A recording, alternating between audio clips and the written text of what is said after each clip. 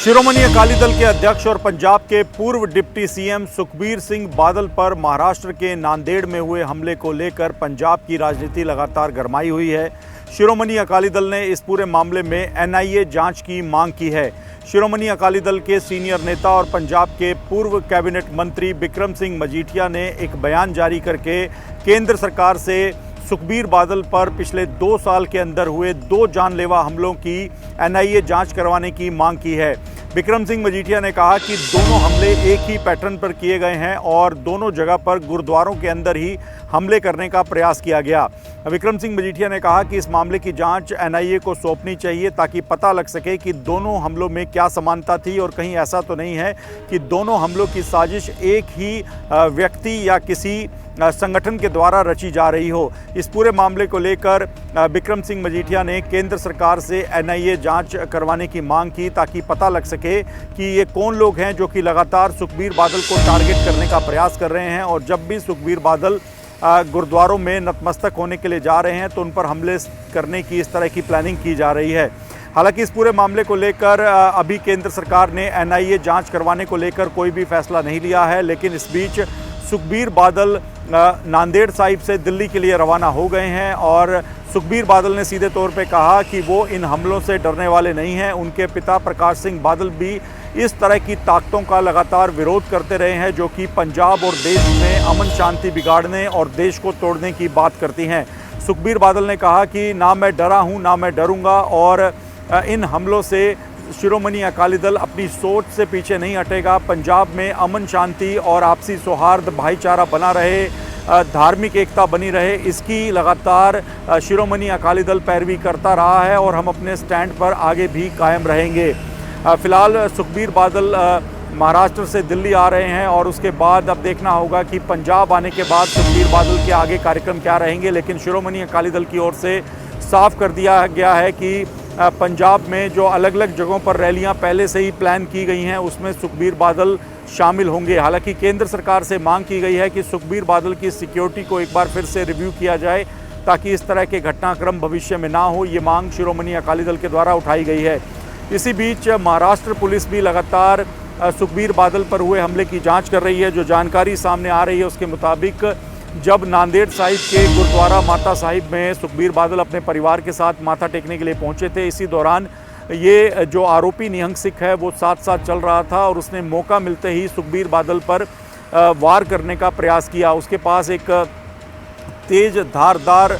किरच यानी खंजर जैसा एक हथियार था जिससे उसने सुखबीर बादल पर हमला करने का प्रयास किया, लेकिन सुखबीर बादल वक्त रहते सतर्क हो गए और उन्होंने अपना हाथ आगे बढ़ा दिया। इसी वजह से सुखबीर बादल के हाथ पर चोट आई है और उन्हें 8 से 9 स्टिचेस हाथ पर लगाए गए हैं। करीब 5 से 6 इंच लंबा घाव उनके हाथ पर बताया जा रहा है। हालांकि अस्पताल में उपचार देने के बाद सुखबीर बादल को छुट्टी मिल चुकी है। हरसिमरत कौर बादल इस पूरे मामले में महाराष्ट्र पुलिस के उस इंस्पेक्टर से मिली हैं, उनके परिवार से मिली हैं जिसने अपनी जान पर खेलकर सुखबीर बादल को बचाया है। बताया जा रहा है कि निहंग सिख का जब पहला वार चूक गया और सुखबीर बादल ने अपना हाथ आगे कर दिया तो आरोपी निहंग सिख ने एक बार फिर से सुखबीर बादल को निशाने पर लेने का प्रयास किया, लेकिन जो दूसरा वार था उसके बीच में महाराष्ट्र पुलिस के इंस्पेक्टर आ गए और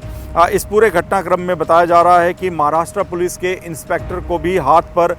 गंभीर चोट आई है, जिसके बाद बताया जा रहा है कि हरसिमरत कौर बादल जो कि भटिंडा से सांसद हैं, पूर्व केंद्रीय मंत्री हैं, वो अस्पताल में जाकर जख्मी इंस्पेक्टर और उनके परिवार से मिली हैं और उनका शुक्रिया अदा किया है। बताया जा रहा है कि महाराष्ट्र पुलिस की स्पेशल प्रोटेक्शन यूनिट के इंस्पेक्टर संतोष बैजनाथ केंद्रे ने अपनी जान जोखिम में डालकर जब दूसरा वार निहंग सिख के द्वारा किया गया था तब उसको रोका। वो बीच में आ गए और इसी वजह से उनके हाथ पर भी गंभीर चोट आई है, जिसके बाद इस आरोपी निहंग को मौके से ही गिरफ्तार कर लिया गया। हरसिमरत कौर बादल ने बादल परिवार की ओर से इंस्पेक्टर संतोष का शुक्रिया अदा किया है कि जिस तरह उन्होंने अपनी जान जोखिम में डालकर सुखबीर बादल को बचाया, उसके लिए अस्पताल जाकर हरसिमरत कौर बादल इंस्पेक्टर संतोष और उनके परिवार से मिली और शुक्रिया अदा किया।